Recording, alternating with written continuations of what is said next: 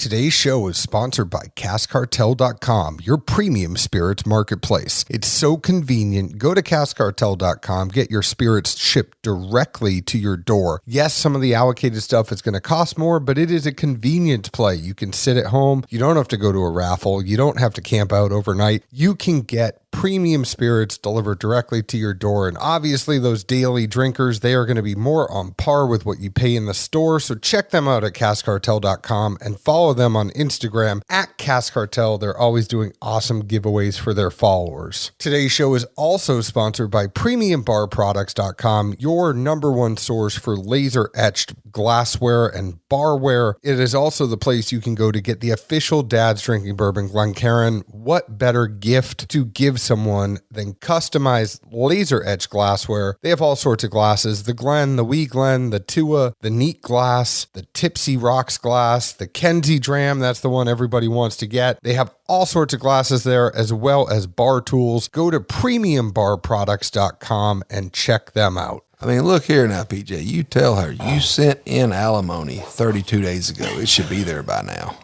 Paying for my her condo in Florida. You okay with that? Okay with what? Condo in Florida? Oh, it's totally not true. Oh, no, I was going to say it's a random open. Oh, jeez. Just warn the wife ahead of time. She's not going to listen anyway. She don't want to hear you talk. No, people don't need to think he's divorced. It's okay. I thought it was good bullshit. I mean, she left a voicemail. I'll just leave all of this in there. I mean, that works too. Like, And why not? I mean, if you can't razz your close friends, who can you razz? That's right. PJ is happily married, everyone, and Yes. we're about to drink whiskey. Yes, yes.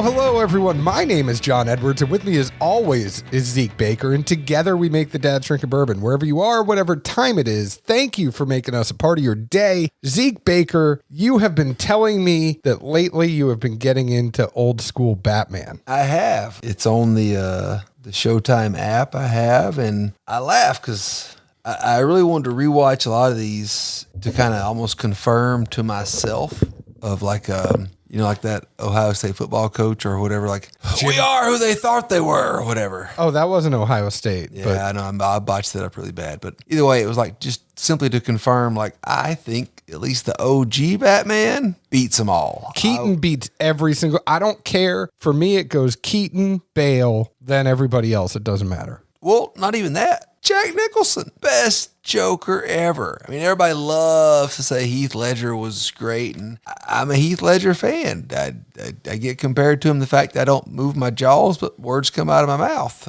I kind of think you remind me of him in Brokeback Mountain. I knew that was coming, thanks, asshole. But I just thought you were going in the direction that Georgia couldn't beat Bama, kind of like Ohio State can't beat Bama, Georgia can't beat Bama. That's the way I thought you were going with it. hey, I mean, that's kind of a good thing, though, because I got paid from our sponsor, which John will talk about later, about Ohio State losing, which is a good thing. That was a great thing. You also got paid. Let's just get into this. We have our friend PJ here, and I love this sponsor because it gives Zeke and I an opportunity to banter about all sorts of stuff. And PJ is here from BR Distilling, Blue Note. You have Riverset Rye, all sorts of good stuff, right? Correct. Yeah, we have Blue Note Bourbon. We have our 9-year premium small batch, our Blue Note Juke Joint, and then our Riverset Rye. Good. That's all you're allowed to talk about. That's fine. That's good. No, it's okay. We'll talk more about it because Less is more, Wally.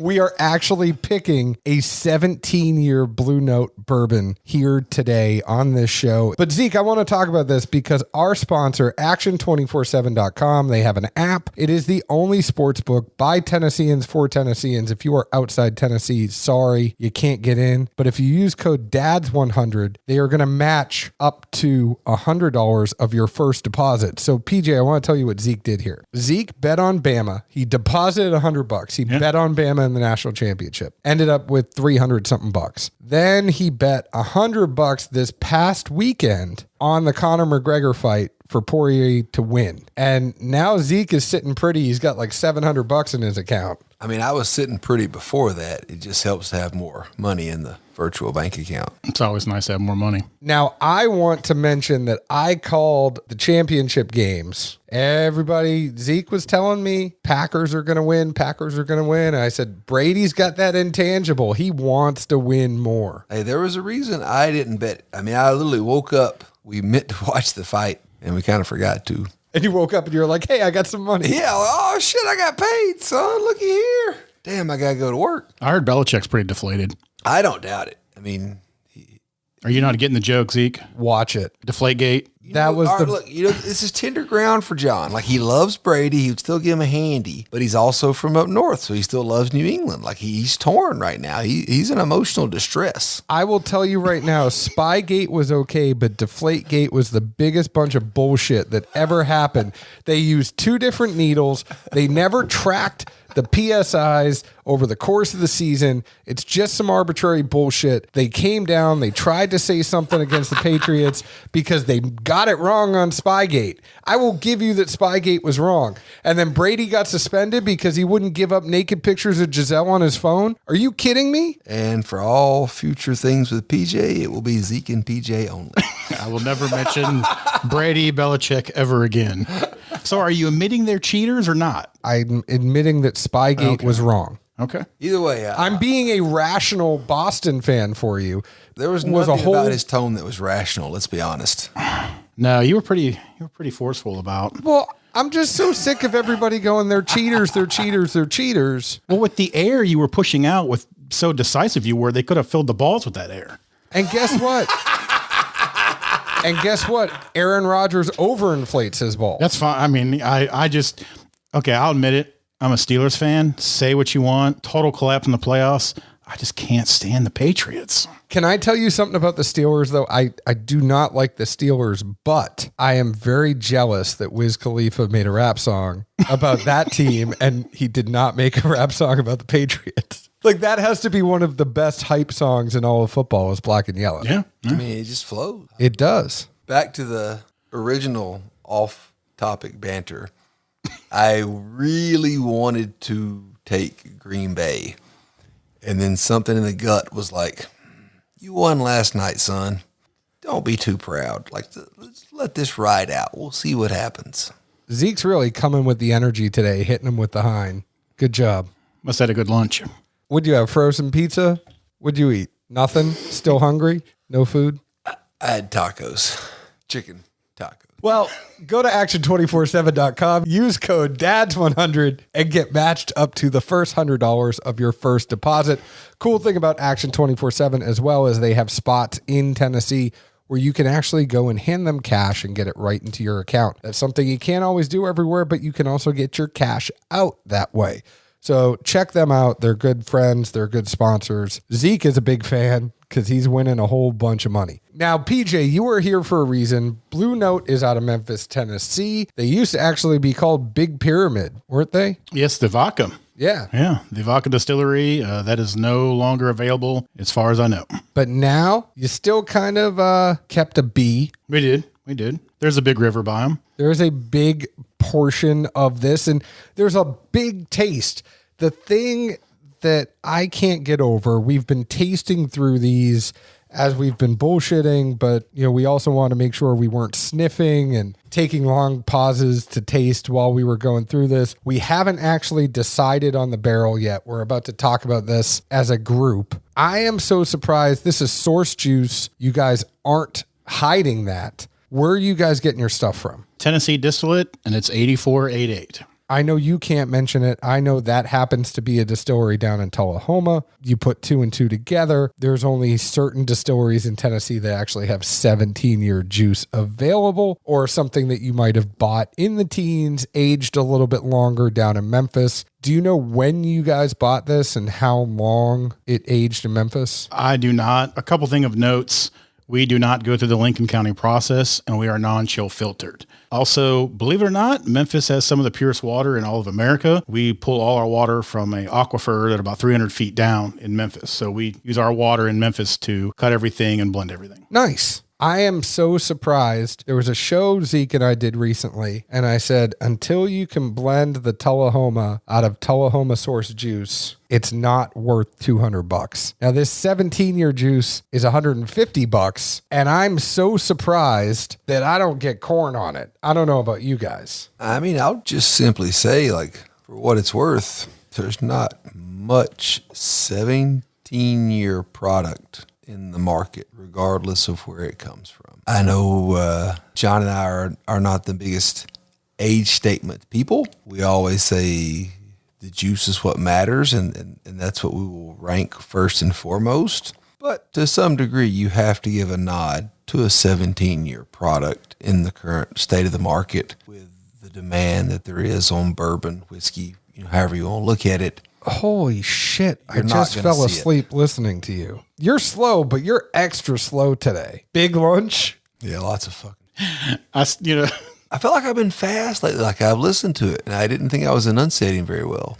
No, you got to pick up the energy. We're in person. We're not in person that often. He's still blowing out a lot of hot air. I'm telling you, I felt like I was not enunciating. I felt like I was missing syllables. Syllables? Yeah, that. I feel like you're deflating my balls right now. I'm sorry. I was trying to like be more. No, we're all excited about this 17-year pick. It's like, I am too. But when you're missing, like, hey, what are you doing over there? Listen, Eeyore. Yeah. I damn say everybody know that.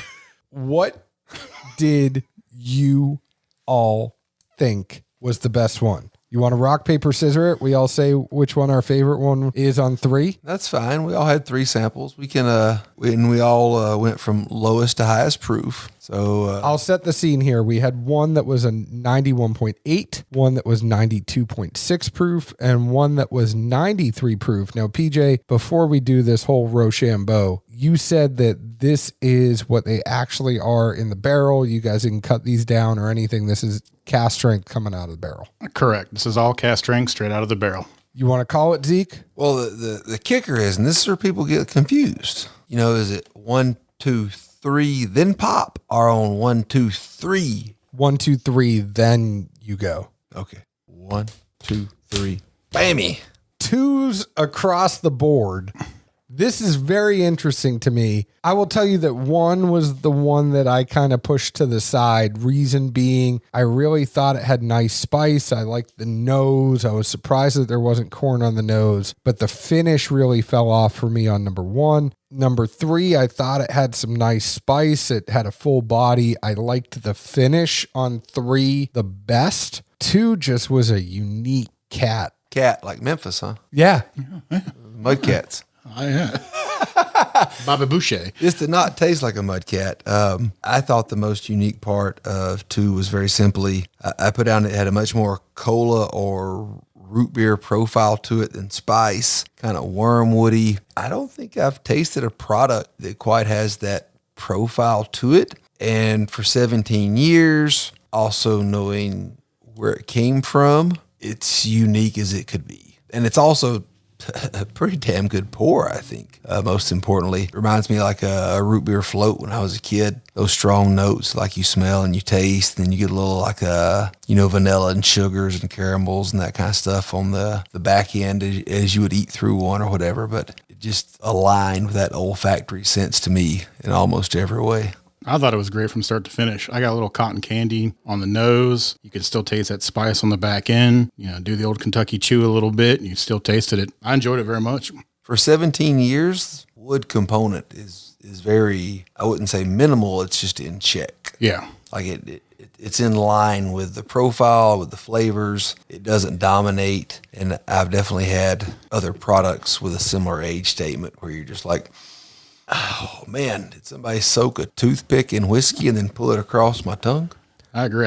It's definitely not over oaked by any means. No way it's over oaked at all. For me, it's kind of like a rising crust pizza. Like it just kind of builds and builds and builds. It does flow well front to back. But it's not overpowering, and as someone who's a strong critic of Tullahoma distillate, I would gladly say that I am happy to enjoy that any day of the week. You don't get the corn, and there's nothing about it that screams 84, 8, and 8 to me. And it's almost the mid palate. It almost kind of has like a finished aspect to it. Like there's something else that's interacting with the spirit there that's putting a little bit of spice on it. It's like the right amount of spice in the mid palate. I'm good here. Like I think this is more than a solid pour. Comparing it to the two samples we have on the table, as well as a bottle that Macaulay was nice enough to hook us up with a few weeks ago when I was down there for a pick with Elixir, which that'll be coming soon as well for anyone looking for it. This is a good novel product outside of the bell curve, I guess. And Zeke's show on NPR premieres tomorrow. PJ, what else do we need to know about Big River Distilling? I know Macaulay is dying for us to do a podcast with him. I promise you, Macaulay, if you're listening to this, we are putting a date on the books today while PJ is here. But what else do the folks need to know about Big River and everything you guys are doing? You can find us on Facebook. You can find us on, Instagram. We're out of Memphis, Tennessee. Memphis is part of Tennessee. I know a lot of people, claim it's Arkansas or anything else. Kinda. Well, but yeah, we are part of Tennessee. We're proud to be part of Tennessee, and we're just proud to, bring good juice and have fun and everything across the board. And we're always equally to have one of our favorite reps here with us to bring us some good juice and provide us something to talk about and bullshit a little bit. And I'll at least I'll tease a little bit since, like I say, we were there recently with Tark and Elixir and a couple of barrel selections. There's also some neat experimental stuff in the works from Blue Note. It might involve French oak. See anything else Tark and I have done in our free time that involves French oak, that'll help provide a little more of a hint as to what it could possibly be finish-wise. All I'll say is I thought it was really damn good when I was there. It's a little bit of this and a little bit of that. Welcome to Zeke's Delicious Dish. Today, we're talking about French oak. My favorite type of oak is American. Zeke, what's your favorite type of oak? I mean, coming from somebody that's never even had a McRib, you can't really, judge me right now. I'm just judging you because you're full of energy. PJ, have you had a McRib? I have not. There was an article that came out that was talking about... Neither of you folks have had a McRib ever? The best McDonald's sandwich ever was the cheddar melt back in 1990s with onions and cheese and mushrooms. And mushrooms? Yes.